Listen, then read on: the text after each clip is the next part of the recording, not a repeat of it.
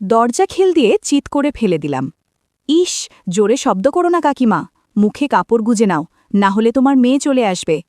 সেদিনের পর থেকে কাকিমার সাথে কি হলো তা আমি কোনো দিন ভুলব না। গ্রীষ্মের এক দুপুর আমার পড়ার ঘরের জানলা দিয়ে সাগরিকাদের বাড়ির বাথরুম দেখা যেত।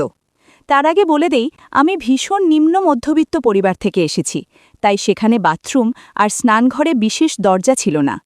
আমি চেষ্টা করতাম ওদের দেখতে বা ওকে, ওর মাকে দেখতে। মাঝে মাঝেই ওদের চোখে চোখে রাখতাম। লোকলজ্জার ভয়ে আমি বেশি সাহস দেখাতাম না। সাগরিকা ওর মাসির বাড়ি যাবে বলে জামাকাপড় বদলাতে এলো। আওয়াজ পেতেই আমি উকি মেরে ওর দিকে তাকালাম। বেশি দূর নয় বলেই ভালোভাবে দেখা যেত। মনে ভীষণ কৌতূহল হচ্ছিল। এই অবস্থায় সাগরিকার নতুন এক সেট জামাকাপড় পরে নিল। আম গাছের আমগুলো দারুণ দেখতে। আমার মনে হচ্ছিল যদি একবার পেতাম একটু ছুতে। গুনগুন করে গান গাইছিল। আমার সারা শরীর ভয় আর উত্তেজনায় কাঁপছে। বেশি সাহস করে সামনেও যেতে পারছি না, যদি সাগরিকা দেখে ফেলে। বাধ্য হয়ে জাদুর লাঠি দিয়ে জাদু শুরু করলাম। মনে মনে নানান বিষয় কল্পনা করতে শুরু করলাম। এমন সময় চমকে তাকিয়ে দেখি আমার দরজায় আমার এক বন্ধু মণিময়। সে আমার ওই অবস্থা দেখে অনেক আগেই দেখে নিয়েছে এবং নিজেও সাগরিকার দিকে তাকিয়ে রয়েছে। আমি পরীকে মুড়ি করে জানলাটা বন্ধ করে দিলাম। ভীষণ আফসোস হচ্ছিল। মণি চিৎকার করে আমায় অভিযোগ করতে লাগল ওই দৃশ্য দেখার জন্য, কিন্তু আমি যেহেতু ভালো ছেলে ছিলাম তাই বদনামের ভয়ে ওকে বুঝিয়ে নিরস্ত্র করলাম। মণি বলল, শুভ, তুই এতদিন একা একা মস্তি করছিস আর আমাকে বলিসনি কেন? আমি বললাম, দেখ, আমি নিজেও জানতাম না, হঠাৎ ঘটনাটা ঘটে গেল। এরপর এই নিয়ে আর কোনো চর্চা করলাম না। মা ডাকলেন, শুভ, খেতে আয়। কথা না বাড়িয়ে আমি আর মণি খেতে বসলাম। আমার মনে দামামা বাজতে লাগল আর দৃশ্যগুলো একের পর এক ভেসে উঠতে লাগল। এক অদ্ভুত পরিবর্তন আমার চিন্তায় বাসা বাঁধল। নিজেকে ভীষণ অদ্ভুত মনে হল।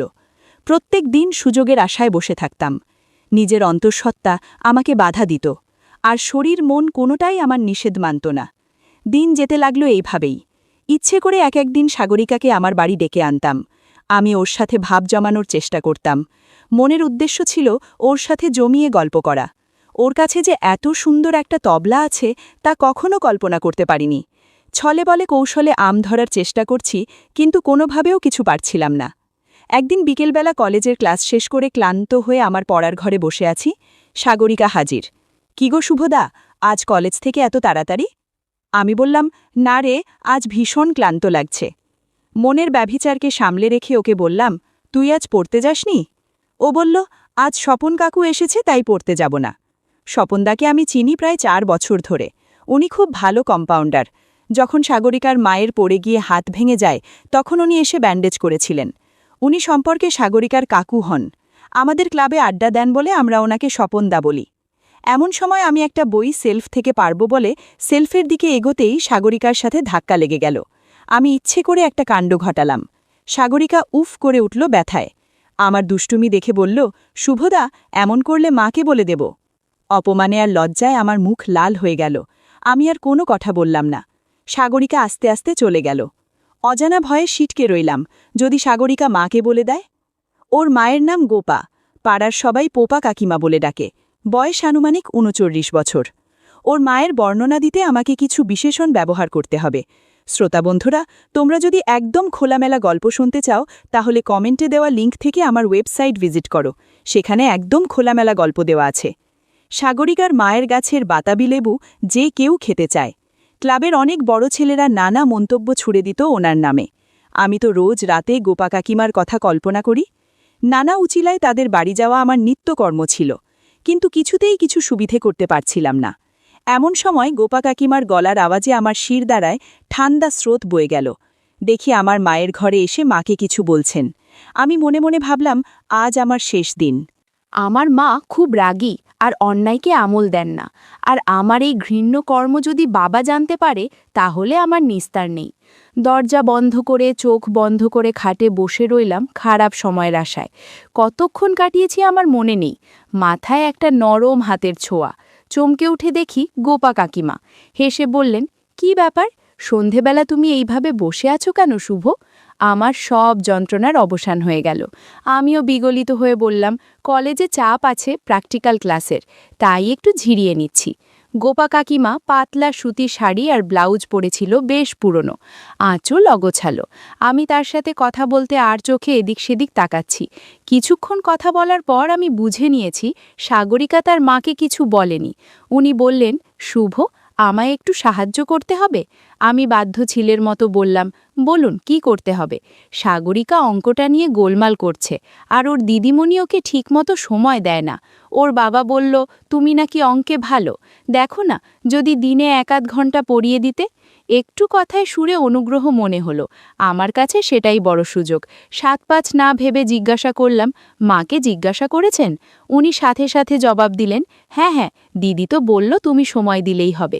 আমার একটু অবাক লাগলো, কারণ গ্রামে ভালো ছেলের অভাব নেই। আমার প্রতি এই অনুগ্রহ দেখাবার কি মানে? সাগরিকাকে পড়ালে কিছু টাকা নিশ্চয়ই পাবো, আর যদি গোপা কাকিমাকে চোখের দেখা সামনে থেকে দেখতে পারি তো মন্দ কি। আমি এক প্রকার নীরব সম্মতি জানালাম। উনি ফিরে গেলেন। মাকে বললাম, সাগরিকার মা তোমায় কি বলল? মা কোনো সন্দেহ না করেই বলল, তোকে কাল সন্ধে থেকে পড়াতে বলেছে, আর 200 টাকা মাসে দেবে বলেছে। কাল শনিবার, কাল থেকেই চলে যা, আর তোর তো কলেজ নেই। কিছু বলার অবকাশ না রইল। এখানেই আমার কৌতূহল দমিয়ে প্রফুল্ল মনে আড্ডার দিকে রওনা হলাম, যাতে মা কোনো সন্দেহ না করে। সাগরিকা আমার সামনে লজ্জা করে মাথা নিচু করে বাধ্য মেয়ের মতো বসে আছে। টেক্সট বুক থেকে 2-4টে অঙ্ক করতে দিলাম, যাতে অন্তত বুঝতে পারি সাগর অঙ্কে কেমন। ওদিকে কল ঘরে পানি পড়ার আওয়াজ পাচ্ছি। মনে এক অদ্ভুত আনন্দ। মা আর মেয়েকে একই সঙ্গে দেখতে পাবো ভেবেই বেশ আনন্দ হচ্ছিল। একটু পরে ব্লাউজ ছাড়া গায়ে ভিজে কাপড় ছাপিয়ে গোপা কাকিমা আসলেন। জিজ্ঞাসা করলেন, শুভ, কখন আসলে? আমি আনমনা হয়ে ভাবছি, হালকা চীনা সাবানের সুন্দর গন্ধে মন ভরে গেল। কি যে অপরূপ লাগছে তা বলে বোঝানো যাবে না। কাকিমা বললেন, আমি কাপড়টা ছেড়ে আসি, তারপর চা দিচ্ছি, তুমি বসো, বলে হুড়মুড় করে পাশের ঘরে চলে গেলেন। আমার বাজ পাখির মতো চোখ এক ঝটকায় না দেখা সব কিছু দেখে দেখে মন জুড়িয়ে নিল। সেদিনের মতো আমায় সাগরের বাড়ি থেকে ফিরে আসতে হলো খালি হাতেই। ভীষণ ক্লান্ত, দ্বিধাগ্রস্ত হয়ে নিজের পড়ার ঘরে চলে গেলাম। হঠাৎই একদিন সন্ধেবেলা বাবা অফিস থেকে সবে ফিরেছেন। ওদের বাড়ি থেকে গোপা কাকিমার চিৎকার শুনেই বাইরে দৌড়ে বেরিয়ে গেলাম। দেখি গোপা কাকিমা ওদের উঠোনের টিনের বাথরুমের ঘেরা জায়গাটায় পড়ে গিয়েছেন। বাবাও আমার সাথে দৌড়ে এসেছেন। উনি শুধু, বাবাগু, উফ, বিষাক্ত কিসে যেন কামড় দিয়েছে বললেন। এদিকে আমি তার ব্যথার দিকে না ভেবে ভিজে কাপড় দেখার সাথে লেপ্টে থাকা দৃশ্যগুলো মুখস্থ করছি। যাই হোক, বাবা আমাকে ধমক দিয়ে বললেন, ওনাকে তোল, পাজা কোলা করে আর বিছানায় শুইয়ে দে, না হলে এখানে পড়ে পড়ে ঠান্ডা লেগে যাবে। বাবা স্বপনদাকে ফোন করে দিলেন, আর সাগরিকাকে বললেন গোপা কাকিমার কাপড়টা পাল্টে দিতে। আমি কাকিমাকে তুলে বিছানায় নিতে হিমশিম খেয়ে গেলাম। এত ভারী যে কি বলবো। বিশেষ করে গাছের ডাবগুলো কম করে হলেও 4 কেজি করে হবে। এভাবে বেশ কিছুদিন কেটে গেল। একদিন গোপা কাকিমা বলে উঠল, সাগরিকার জন্য অন্য একজন টিচার খুঁজব। করকর করে বাজ পড়ার মতো এটা কি ঠিক শুনছি? আমি সাগরকে পড়ানোর পর থেকে ওর হাফ ইয়ারলি যথেষ্ট ভালো, 74 পেয়েছে অঙ্কে, তারপরও অন্য টিচার? ভীষণ সন্দেহ হলো। সাহস করে জিজ্ঞাসা করলাম, আমাকে বারণ করার কারণটা কি বলবেন? তখন গোপা কাকিমা সাগরিকাকে দুধ আনতে ডিয়ারিতে পাঠিয়ে দিলেন, আর বললেন, বসো, বলছি। উনি ভীষণ দুঃখ কাতর গলায় বললেন যে বিশ্বনাথ আমায় ধোঁকা দিল, আমি আর পারছি না এ জ্বালা বুকে নিতে, আমায় বিষ দাও। বিশ্বনাথবাবু সাগরিকার বাবা। এক বিশ্বস্ত সূত্রে গোপা কাকিমা জানতে পারেন যে উনি কোনো অসমিয়া মেয়েকে বিয়ে করে সংসার পেতে ওখানেই থাকবেন। আমি মাথা নিচু করে শুনে চলে আসলাম। প্রায় 6 মাস হয়ে গেছে আমি বিনে পয়সাতেই পড়াতে যাই। ওদিকে গোপা কাকিমা একটা সেলাইয়ের কারখানায় কাজ করেন। এই কারখানার মালিকের নাম হরেন্দা। শুরু থেকেই গোপা কাকিমার দিকে কেমন নজরে যেন তাকায়।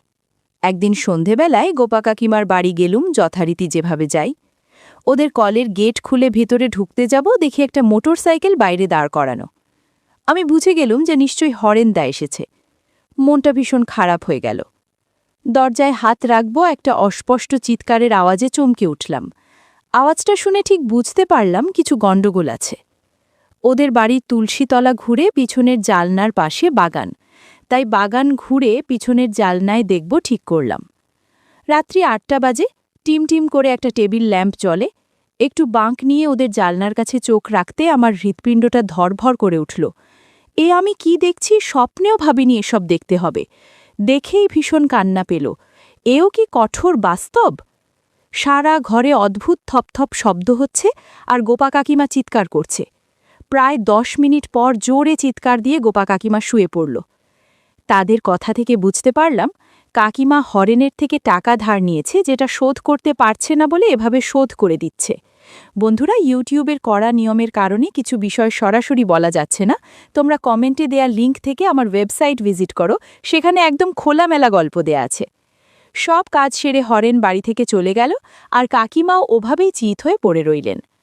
আমার মনে অনেক কিছুই ঘুরপাক খাচ্ছিল, কিন্তু কিছুই করতে পারছিলাম না। তাই আমিও বাড়ির পথে হাঁটা দিলাম। সারা রাত ভাবতে লাগলাম কি করা যায়।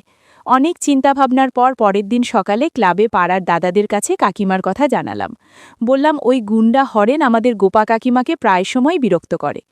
দাদারা আশ্বাস দিলেন তারা ব্যাপারটা দেখবেন। ক্লাবে সমস্ত ঘটনা বলে যথারীতি সাগরিকাদের বাড়ি এসে পৌঁছালাম। দেখি কাকিমা ভীষণ বিষণ্ণ, কিন্তু তার শরীরে বা মুখে আগের দিনের রাতের কোনো ছাপ নেই। শান্ত কিন্তু ভীষণ চিন্তিত। সাগরিকা আমার হাত ধরে টেনে ওর বিছানাতে বসিয়ে বই খাতা আনতে গেল। আমি কাকিমাকে ঘরে গিয়ে জিজ্ঞাসা করলাম, কেমন আছেন? উনি বললেন, একটু ভালো। সাগরিকাকে চেঁচিয়ে বললাম, তুই বই নিয়ে বসে পড়া আরম্ভ কর, আমি মার সাথে কিছু জরুরি কথা বলে আসছি। কাকিমার সামনে বিছানায় বসে আস্তে আস্তে বললাম, কাকিমা, আমি জানি তুমি গুন্ডা হরেনের সাথে সমস্যায় পড়েছ। হরেন টাকা নিয়ে রোজ তোমার সাথে খারাপ ব্যবহার করছে।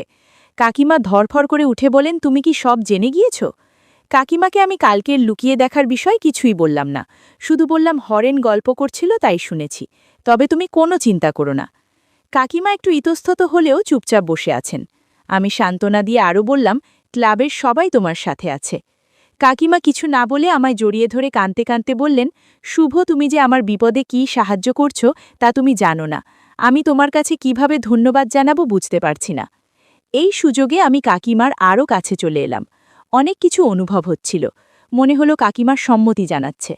একটু পরেই ঘটে গেল সেই অনাকাঙ্ক্ষিত ঘটনা যার জন্য আমি এতদিন অপেক্ষা করছিলাম। কাকিমাকে বললাম, দরজাটা খিল দিয়ে এসো না, না হলে সাগরিকা চলে আসতে পারে। দরজা খিল দিয়েও আমরা আমাদের আলোচনায় মগ্ন হলাম। কাকিমা ঘরে শব্দ করছিল। কাকিকে বললাম, ব্লাউজটা মুখে গুজে রাখো, তাতে বেশি শব্দ বের হবে না। মিনিট 20 পর সব ঠিকঠাক করে বেরিয়ে এলাম।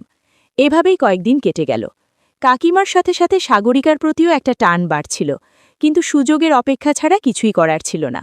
একদিন সাগরিকাকে পড়া ধরার সময় কাকিমা বললেন, দাও না 2-4 ঘা, মেয়েটাকে নিয়ে যে কি জ্বালায় পড়েছি, আজকে ভালো করে দাও তো। আমি মনে মনে হেসে সাগরিকার দিকে রাগ করে বললাম, তুমি পড়া করনি কেন? সাগরিকা আদুরে গলায় বলল, বারে, এত শক্ত শক্ত প্রশ্ন কি করে পারব? আমি বললাম, এত দূরে বসলে পড়া বুঝবে না, আমার দিকে এগিয়ে এসো, বসো। ও আমার একেবারে পাশে এসে বসল। মনে মনে ভাবলাম, পড়া না পারলে বাহানা বানিয়ে কিছু একটা করা যাবে।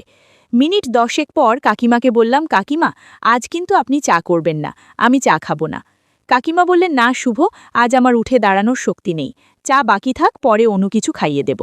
কাকিমার কথা শুনে আমার মন খুশিতে নেচে উঠল।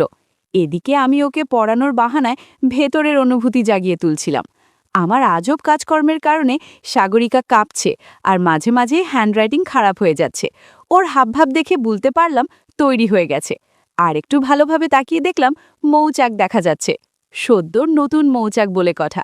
শ্রোতা বন্ধুরা, তোমরা যদি একদম খোলামেলা গল্প শুনতে চাও তাহলে কমেন্টে দেয়া লিঙ্ক থেকে আমার ওয়েবসাইট ভিজিট করো, সেখানে একদম খোলামেলা গল্প দেয়া আছে। ঘণ্টাখানেক সাগরিকাকে পড়ানোর পর বলল, শুভদা, তুমি রোজ এভাবে আমাকে অঙ্ক করাবে, আমি মাকে কিছুই বলবো না। ওর কথা শুনে মনে হলো আমার অপেক্ষার ফল আমি পেয়েছি। সেদিনের পর থেকে সাগরিকা স্কুলে গেলে ওর মাকে ঘণ্টাখানেক অঙ্ক শেখাই, আর রাতে টিউশন পড়ানোর সময় সাগরিকাকে অঙ্ক শেখাই।